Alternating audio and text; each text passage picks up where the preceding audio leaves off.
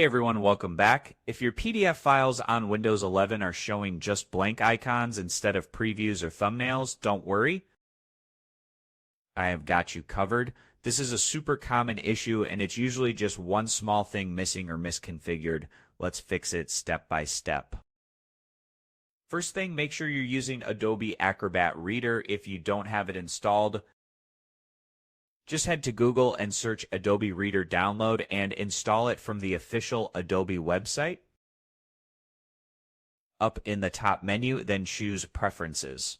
On the left side, click on General, then look for an option that says Enable PDF Thumbnail Previews in Windows Explorer. Make sure that box is checked. If it's already checked, try unchecking it, clicking OK, then go back and check it again. Sometimes toggling it helps reset the setting. After that, restart your computer or at least restart File Explorer.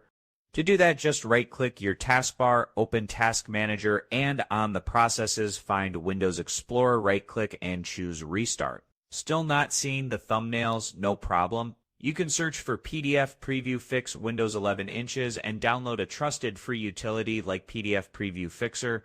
Once installed, those tools usually fix the thumbnail issue right away, even if Adobe Reader can't.